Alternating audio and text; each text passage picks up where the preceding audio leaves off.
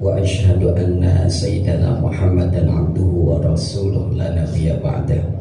اللهم صل وسلم على سيدنا محمد وعلى آله وأصحابه أجمعين أما بعد. Semoga Allah ampuni dosa dan Allah maafkan kesalahan kita, dan semoga dengan ikhtiar kebaikan yang kita lakukan, siapapun kita yang sedang menghadapi masalah, semoga Allah angkat masalahnya dan Allah berikan jalan keluar serta pengangkatan derajat. Dan siapapun di antara kita yang sedang sakit, apapun yang dideritanya, semoga Allah karuniakan, rizkikan jiwa yang sabar, tambahan derajat dari setiap kesabaran yang dilakukan, dan semoga Allah berikan kondisi kebaikan dalam keadaan apapun yang Allah tetapkan kepada mereka semua. Dan semoga siapapun di antara kita yang sedang punya hutang, semoga Allah lunasi hutang-hutangnya baik kecil maupun besar, dan semoga Allah berikan kepada kita jiwa yang kaya serta kedohiran kekayaan dengan rezeki yang berkah dari Allah Subhanahu wa Ta'ala. Dan semoga setiap harapan secara pribadi, secara institusi, dan secara kejamaah Allah wujudkan, dan Allah ridhoi serta Allah berikan langkah-langkah kemudahan untuk mewujudkannya. Wassallallahu ala sayyidina Muhammad al-Fatihah. A'udzu billahi minasyaitonir rajim. Bismillahirrahmanirrahim. Alhamdulillahi rabbil alamin. Arrahmanir rahim. Maliki yaumiddin. Iyyaka na'budu wa iyyaka nasta'in. Ihdinas siratal mustaqim. Siratal ladzina an'amta 'alaihim ghairil maghdubi 'alaihim waladdallin.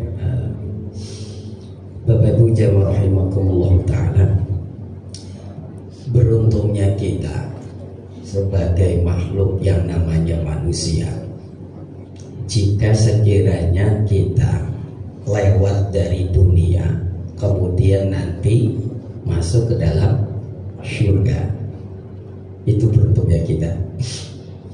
Jadi keberuntungan kita, kesuksesan kita adalah ketika Allah beri kepada kita ketetapan hidup di dunia, dan dengan kehidupan yang Allah berikan kita di dunia, kemudian Allah hantarkan kita tentunya secara akhir dengan ikhtiar dan mujahadah kita bisa masuk ke surga Allah Subhanahu wa Ta'ala.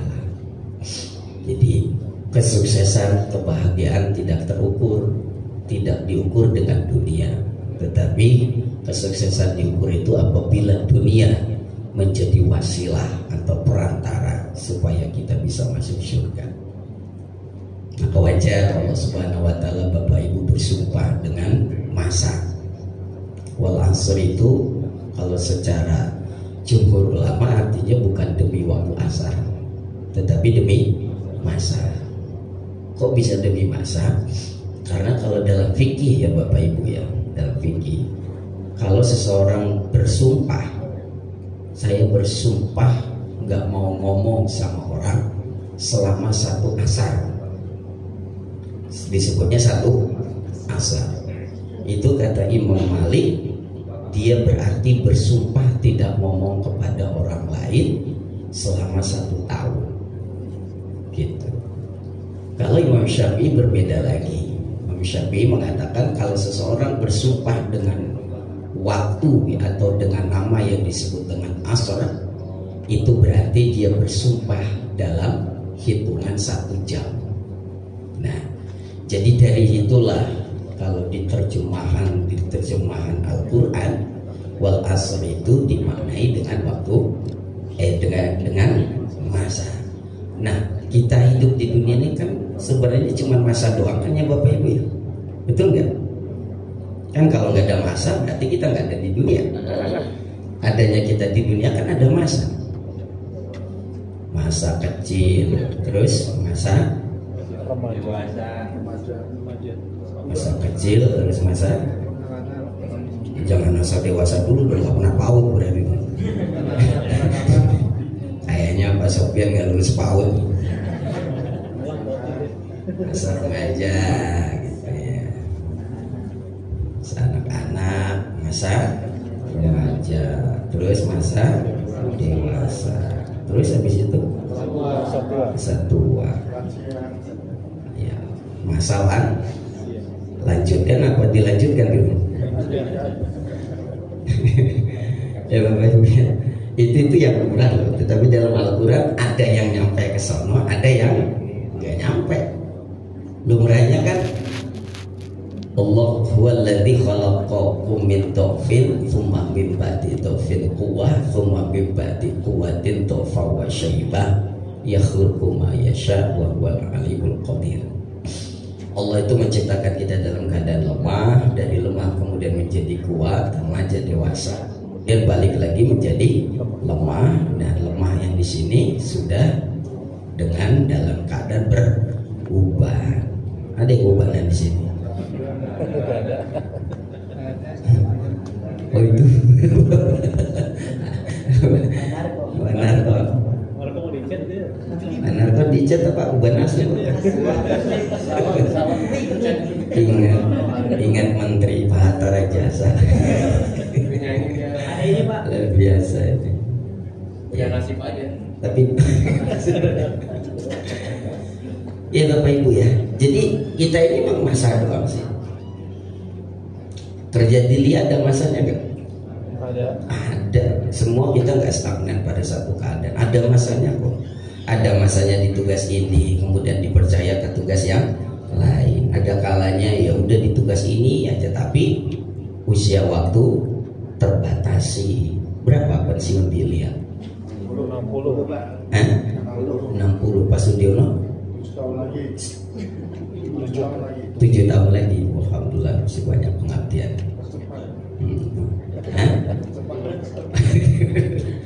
Jadi ada masanya. Nah, perguliran masa kita di dunia itu semuanya nggak bisa menjadikan kita beruntung, kecuali satu, dengan sesuatu yang dikehendaki oleh Allah bisa mengantarkan kita ke dalam surga. Apa yang pertama kali kira-kira yang menjadikan jaminan Allah bisa memasukkan kita ke dalam surga, Bapak Ibu? Beriman, ya kan? Ya, kalaupun berimannya ya biasanya ada yang pas-pasan. Tahu imam pas-pasan Bapak Ibu? Imam pas-pasan tuh ya sholatnya cuma 5 waktu gitu, puasanya cuma puasa Ramadan gitu ya, itu zakatnya cuma zakat gitu. Itu imam pas-pasan itu sebenarnya loh. Tapi masuk surga loh Bapak Ibu, masuk dijamin itu. Yang di bawah pas-pasan Masuk juga. Yang di bawah pas-pasan misalnya sholatnya 5 waktu tapi masih beleng-beleng gitu ya, puasanya cuma ngambil awalan wa akhiran, bisa masuk surga gitu? Bisa. Kok tahu? Karena memang apa? Ada iman. Pak Sudiono luar biasa. Ganti saya ceramah Pak Sudiono. Saya biasa di luar. Oh, biasa di luar. Biasa di luar. Jadwalnya padat di langit ya, di Pluto. Iman, ya, dengan kesederhanaan umat Muhammad. Walaupun mungkin ada kekurangan-kekurangan, tetapi ketika dia tetap menjaga ranah keimanan kepada Allah dan bisa menjaga itu, maka dia dimungkinkan bisa masuk surga. Kalau orang yang bisa, misalnya Bapak Ibu jamaah rahimakumullah, orang masih beriman bahwa sholat itu wajib, tapi dia sering meninggalkan.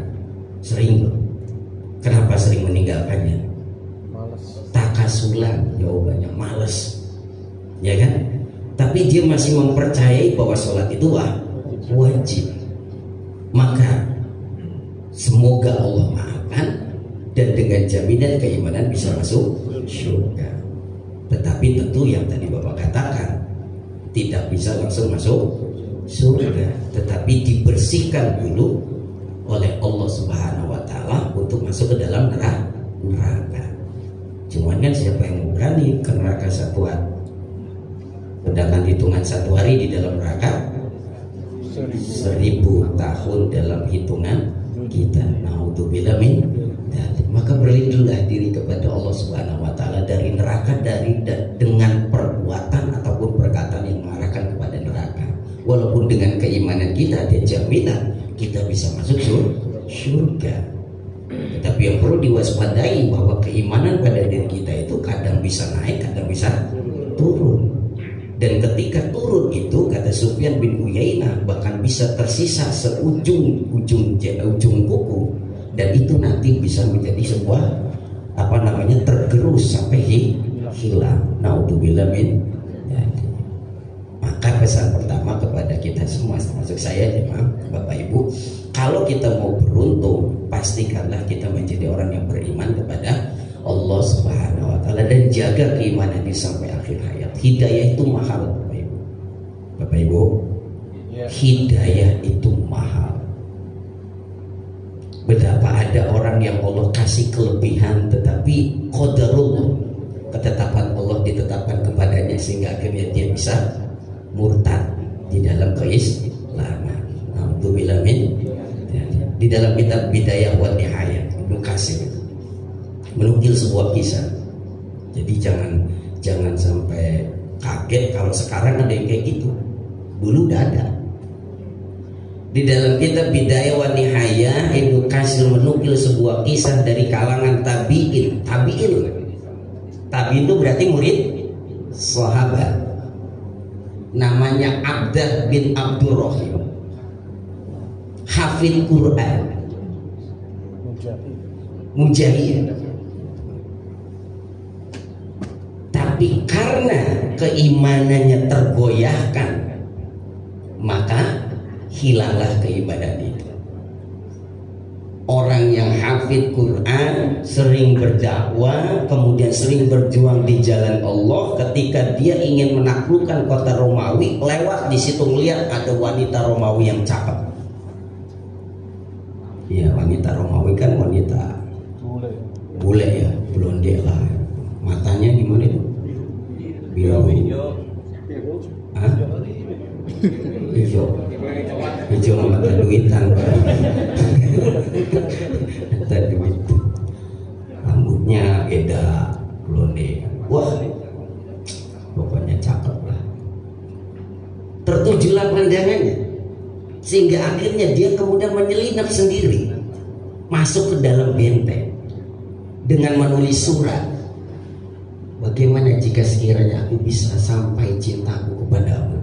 Oh, itu bahasa Pak Sofian tahun 70-an itu. Bahasanya begitu. Kalau dulu kan gak ada WA apa? Tulis surat. Bagaimana caraku bisa sampai cinta kepadamu? Ini dibalas lah. Bisa, Kakanda.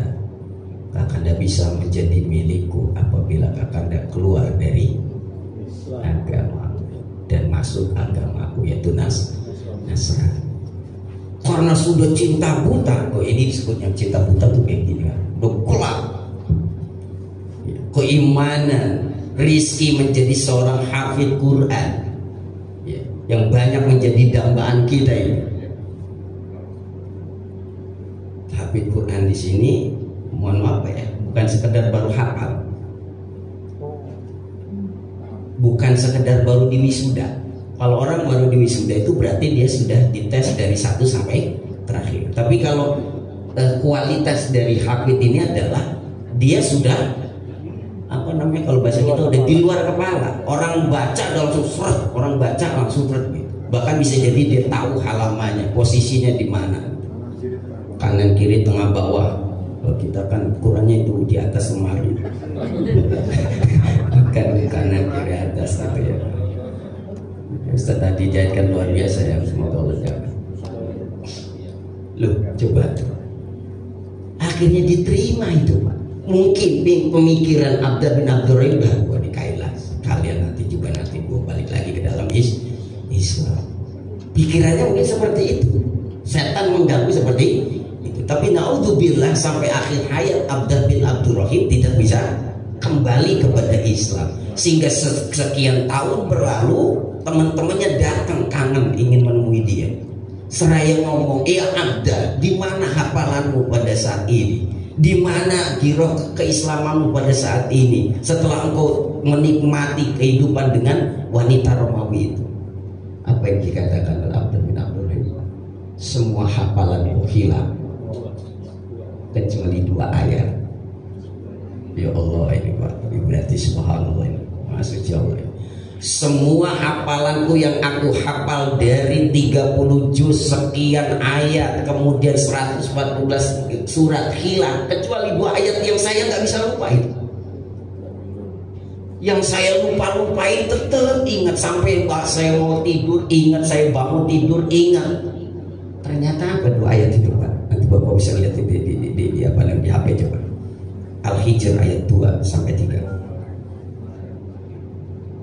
Ternyata 2 ayat yang Allah sisakan kepada Abdullah bin Abdul Rahim adalah ayat yang mengejek dia. Sengaja Allah tetap kasih itu. Dari sekian 6.666 ayat lah, bahasa mudahnya gitu ya. Itu semuanya dihilangkan oleh Allah, hanya cuma 2 yang masih teringat kepada dia. Rubbama yawadul ladzina kafaru law kanu muslimun. Kebanyakan orang-orang yang kafir yang tidak beriman kepada Allah sebenarnya mereka menghendaki pengen jadi orang Islam. Lu kan dia kan setelah dia kafir murtad dari Islam sebenarnya dia ingin kembali, tetapi dia terhalang dengan hidayah Allah Subhanahu wa taala. Dahum, tinggalkan mereka. Itu kan sama saja berarti seperti dia ngomong kepada sahabatnya, tinggalin saya biar sekarang keadaan saya begini. Nanti juga saya tahu nanti hasilnya. Ternyata 2 ayat yang Allah sisakan kepada Abdullah bin Abdul Rahim adalah ayat yang membuat dia sakit sampai meninggal. Dan itu nggak bisa lupa. Na'udzubillah. Maka Bapak Ibu, saya berwasiat sekali jaga keimanan kita. Al-istiqomatu fil iman, istiqomah di dalam iman. Caranya bagaimana? Jaga keimanan kita jangan sampai runtuh di tengah jalan, dan ikhtiari mintalah tolong kepada Allah sampai akhir hayat kita, sebab harga kita itu mahal. Bapak Ibu, harga Bapak Ibu itu mahal. Apa harga kita? Syurga. Innallaha ashtara minal mu'minina anfusahum wa amwalahum bi anna lahumul jannah. Sesungguhnya Allah akan membeli dari jiwa seorang mukmin terhadap dirinya dan hartanya terhadap mereka adalah surga. Harga kita surga. Maka jaga keimanan itu. Jangan sampai runtuh karena harta, karena tahta, karena wanita, karena itu tahta. Kan sejarah itu membuktikan kan? Ada berulang, ada yang hilang karena harta seperti Bal'am bil Bawro, ada yang hilang karena tahta seperti Hamam, ya kan? Ada yang hilang karena wanita, salah satu contoh itu Abdullah bin Abdul Rahim. Naudzubillah, naudzubillah. Maka mawas diri, banyak doa. Allahumma Rabbana la tuzigh qulubana ba'da idh hadaitana wa hab lana min ladunka rahmatan innaka antal wahhab. Atau baca Allahumma ya muqallibal qulub tsabbit qalbi ala dinik ya musarrifal qulub sarrif qalbi ala taati. Atau baca yang tadi dibaca Ustaz Budi itu, Allahumma inna nas'aluka salamatan fiddin. Kenapa? Karena keimanan itu tidak akan tangguh kalau tidak dicoba. Hasiban nasu ayyutraku ayyaqulu amanna wa hum la yuftanu. Jangan mengira kamu selalu beriman kepada Allah Subhanahu wa taala sedangkan kamu belum diuji. Diuji keimanan kamu dengan harta, diuji keimanan kamu dengan jabatan, diuji keimanan kamu dengan keadaan kehidupan dunia, atau diuji sama Allah dengan keadaan kesusahan di dunia. Maka mintalah kepada Allah keimanan. Harga kita itu mahal Bapak Ibu. Maka jaga keimanan kita dengan menjaga secara kuat keimanan kita, dan kemudian untuk merawat keimanan itu Allah lanjutkan wa amilus sholihat. Ternyata yang untuk menjaga keimanan kita adalah beramal soleh. Semakin Bapak Ibu banyak beramal soleh, keimanannya semakin naik, gitu kan ya. Keimanan itu kan ada kadang naik, kadang turun. Cirinya iman lagi naik itu apa? Amalnya menanjak. Itu ciri keimanan lagi naik, Pak. Kalau keimanan itu lagi turun, amalnya menjadi malas atau lebih banyak berbuat maksiat. Maka iman itu terhubung dengan amal. Nah, racikan iman dengan amal itulah yang disebut dengan ketakwaan. Dan siapa saja yang takwanya semakin kuat, kalau di dalam kitab keterangan Risalatul Mu'awwalah, itu akan menjadi kokoh seperti gunung yang melekat di bumi. Lihatlah iman Abu Bakar As-Siddiq, yang ketika dia lewat, setan semuanya pada nyingkir. Karena kenapa? Karena kokohnya keimanan Umar bin Khattab. Jadi jaga keimanan itu, rawat keimanan satu dengan ilmu. Karena ketika kita diperintah untuk mempelajari, untuk menguatkan la ilaha illallah, kan kalimatnya fa'lam annahu la ilaha illallah. Betapa banyak sekarang, Pak, apalagi zaman Google, zaman YouTube segala macam. Kalau kita nggak kuat punya keilmuan agama bisa runtuh. Kenapa? Karena boleh saya katakan, mohon maaf, silakan setuju atau tidak setuju. Sekarang ini kita ingin diarahkan agar kita menjadi orang udah terserah lu mau apa kayak agamanya, yang penting baik. Nggak peduli agama lu apa gitu. Padahal sering saya katakan semua agama itu baik, tetapi semua agama belum tentu benar. Karena bagi kita seorang muslim, agama yang lain itu salah. Begitu juga bagi mereka, agama kita pasti salah. Tetapi kita semua mengakui bahwa agama itu pasti mengajarkan kebaikan. Nah, sekarang kita mau darah. Jadi Bapak Ibu jangan bingung kalau sekarang banyak di YouTube, di podcast ada siapa itu cewek itu yang katanya hafid Quran itu. Udah terlanjur, dari dulu udah ada. Kumailan. Iya itu ya. Ya, itu harga keimanan. Harga keimanan. Jaga ya Bapak Ibu ya.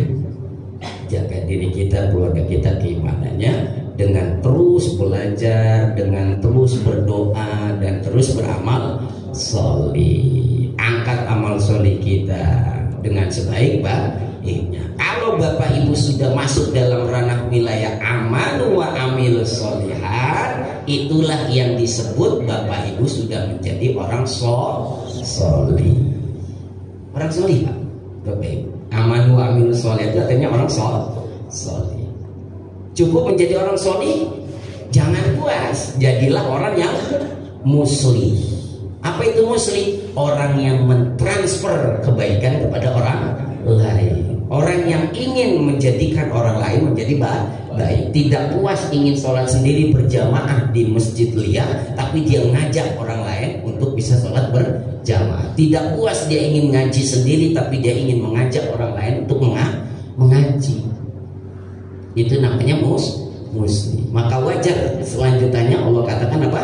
Watawasau bil haqqi watawasau bis sabri.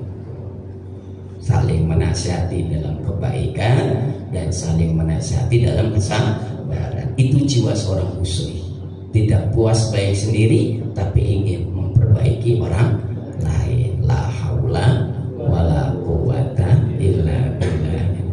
So, kalau orang yang mau memperbaiki ke orang lain, Allah akan jaga dia. Saya masih ingat ketika tahun-tahun terakhir saya pengen keluar pesantren, sering kalimat itu dibuka oleh yai.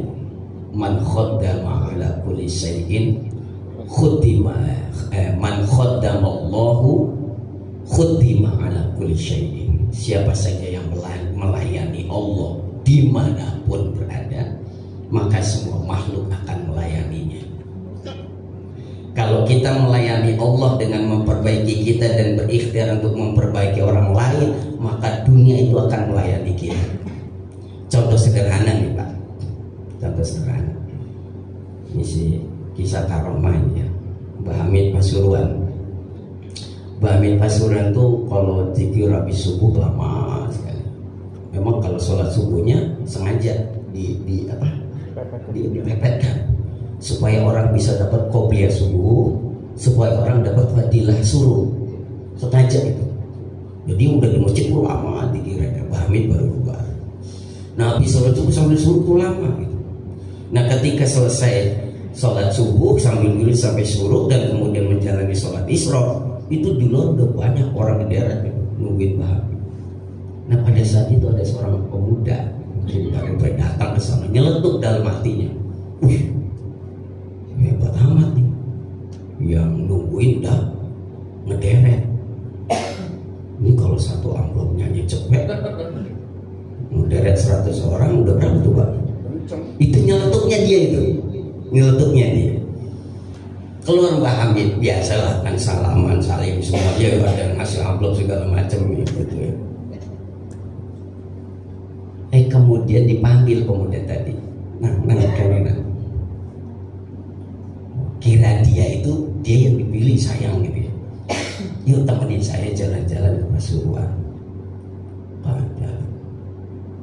Tapi dia Mbak Hamid miru sejarah dulu lah. Kamu pegang nih air putih ini, jaga jangan sampai tumpah. Yuk kita keliling-keliling. Mumpung masih di sini kan, masih di Pasuruan, kamu jarang kesini kan. Keliling Bapak Ibu ke daerah Pasuruan. Selesai, enggak, ya tumpah-tumpah dikit doang.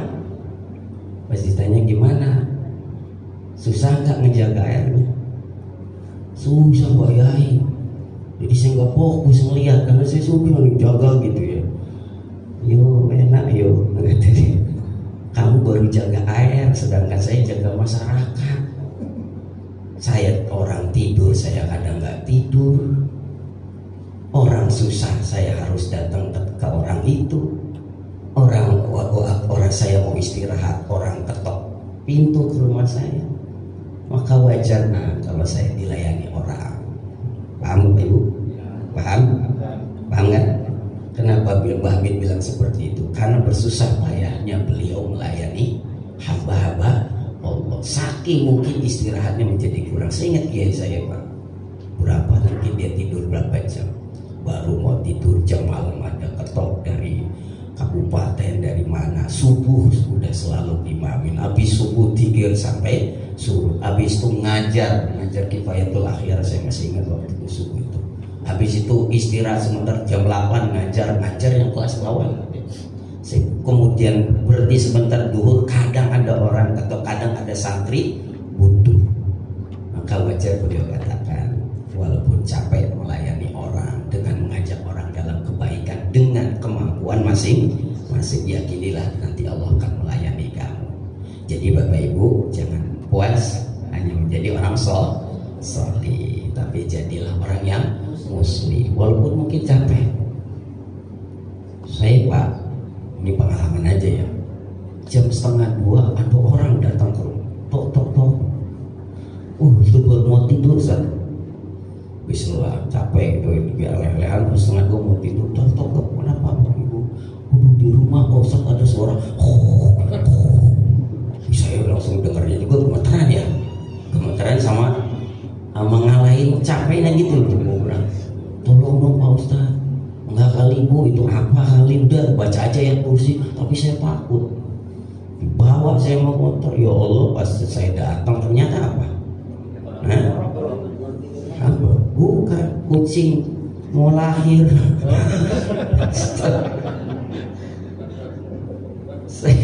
saya datang agak takut masuk ke ruangan gelap, ternyata kucing mau lahir. Wajar kalau ada suara dia gitu. Ya Allah, mohon maaf Pak Ustaz, ya mohon maaf. Ya itulah romantika ya Bapak Ibu ya. Jadi jangan melihat orang kayaknya kok enak dilayani.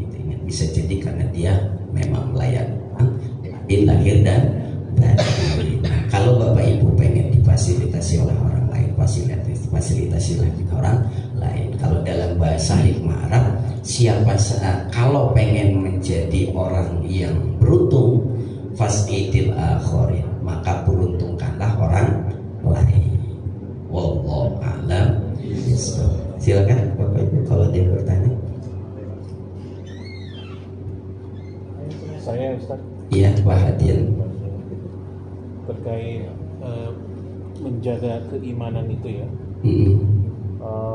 Terutama di Indonesia ini kan banyak terjadi praktek khurafat gitu yang bercampur. Jadi maksudnya masyarakatnya sih Islam, tapi masih ke dukun, masih ke makam, masih pasang susu, gitu ya.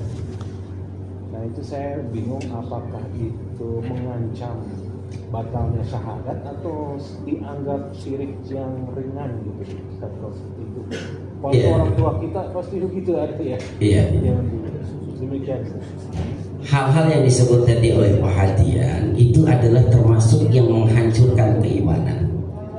Ya, itu termasuk yang menghancurkan keimanan. Sebab kenapa hancur keimanan itu? Karena pada dasarnya pada waktu melakukan hal itu dia sedang menduakan Allah Subhanahu wa Ta'ala. Ingat loh Bapak Ibu ya, kategori iman itu hancur. Satu, dia tidak mengimani Allah, atau yang kedua dia mengimani Allah tapi juga mengimani yang lain yang kalau disebut dengan muslim. Nah, tadi saya mau sebut ini sebelum saya lupa, itu termasuk kategori yang bisa menghancurkan keimanan adalah bentuk-bentuk kesyirikan kita kepada Allah Subhanahu wa Ta'ala. Kita percaya Bapak Ibu Allah yang maha memberi rezeki, tapi kita pergi ke Gunung Kawi.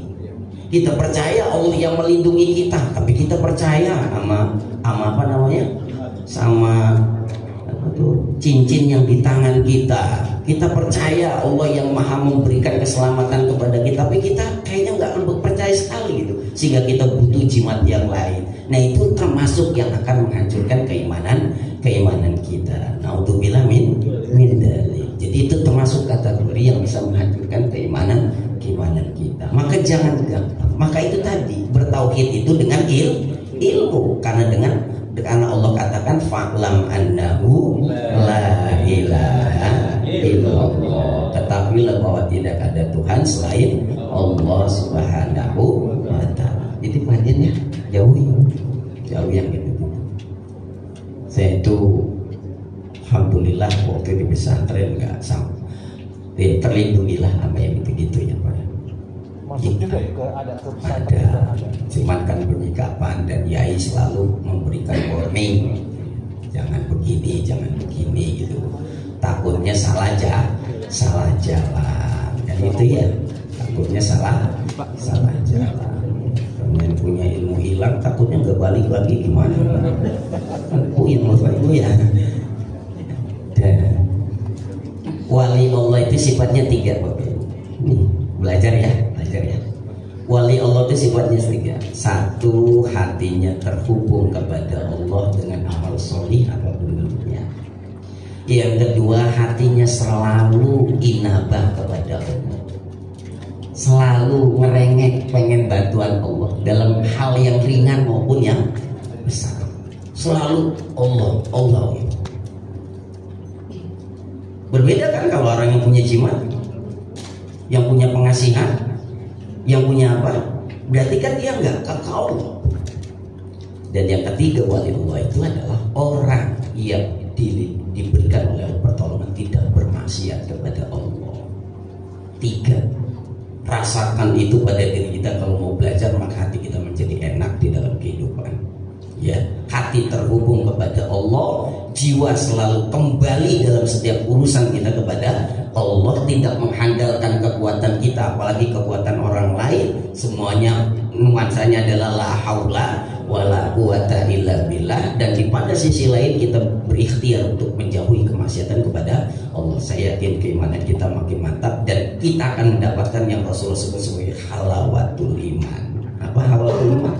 Cita rasa kenikmatan di dalam keimanan. Saya yakin orang-orang yang dimurtadkan oleh Allah karena orang-orang itu tidak benar di dalam menjalankan syariat Allah Subhanahu wa Ta'ala. Ayo ikhtiari kita untuk beramal solih lebih baik, apalagi di bulan ini sudah sampai bulan Rajab. Kalau bulan kemarin kita bicara tentang masalah hutang uang, maka sekarang hutang puasa. Bapak ibu-ibu ya terutama ya, kalau yang masih punya hutang segera dibayar. Hutang puasa dibayar. Hutang sholat kalau dulu nggak sholat ya bayar gitu ya. Nah, kemudian ikhtiari diri untuk bisa beramal soleh, apalagi di bulan Rajab ini amal solehnya diampunkan oleh Allah Subhanahu wa Ta'ala. Ada lagi nggak? Iya Bapak. Begini Ustaz, misalnya kita punya sedikit ilmu tentang baca Al-Quran gitu ya. Iya. Tapi mungkin ya belum sempurna. Sementara kan banyak anak-anak yang belum bisa baca Iya. Al-Quran. Kita ingin mengajarkannya. Sementara ada orang yang mungkin mampu tapi tidak ada kesempatan atau tidak kemauan untuk mengajarkan. Apa boleh gitu Ustaz? Boleh. Dalilnya kan baliku ani walau ayat. Sampaikan daripadaku walaupun satu ayat. Mungkin orang banyak yang menguasai keseluruhan ayat dalam Al-Quran, tapi kita baru bisa satu ayat. Maka kita ngajarin orang sesuai dengan kadar kemampuannya kita yang Allah kasih kepada kita. Kalau Bapak kadar kemampuannya seperti itu, maka ajarkanlah semampu kadar itu, tidak lebih dari. Maksudnya gimana? Di luar dari ketidakmampuan Bapak atau di luar dari ketidakmampuan kita Bapak Ibu, ketika kita menghadapi sebuah pertanyaan Bapak, cukup jawab saya tidak tahu. Tapi kalau tahu kita ajarkan dan kita kasih tahu. Yang kedua, dalam hal amaliyah, ajak orang untuk melaksanakan ibadah wajib. Tentunya syaratnya kita sudah melakukan yang wajib. Kalau kita mengajak orang kepada hal yang sunnah, itu berarti tuntutannya kita hendaknya kita sebelumnya juga melaksanakan ibadah sunnah. Kalaupun tidak, ibadah sunnah boleh tetap diperintah walaupun kita belum melakukan ibadah sunnah. Jadi ikhtiar yang Bapak lakukan, mengajarkan dengan kemampuannya untuk mengajarkan anak-anak itu ikhtiar yang bagus. Betapa banyak yang dalam hikmah Arab itu orang yang punya adab bisa melebihi orang yang punya ilmu. Siapa yang punya adab? Orang-orang yang sayang kepada dirinya dan kepada orang lain. Dengan kemampuan sederhananya dia ngajarin orang lain. Coba lihat di daerah Jawa Timur atau apa kan, ada seorang suami istri yang hanya ngaji aja dengan kemampuannya. Mungkin kalau orang yang ahli Quran kayaknya nggak ada apa-apanya gitu ya, tapi dengan semangat. Tapi ternyata ketika seorang suaminya wafat, sekian tahun kemudian terjadi longsor, suaminya tetap dalam keadaan utuh jasadnya. Sebab apa? Karena di kampung itu dia ikhlas ngajarin anak-anak.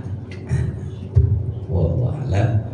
Dan itu Bapak termasuk orang yang muslim, tidak puas hanya bisa baca Quran secara pribadi, tapi berikhtiar ngajarin orang lain dengan satu catatan yang Bapak Ibu ya, daya dan kemampuan kita. Ingat loh, kalau ditanyakan atau dihadapkan kepada kita sesuatu yang belum tahu, jangan belaga tahu. Tapi sesuatu yang Allah kasih rezeki kepada kita, orang lain.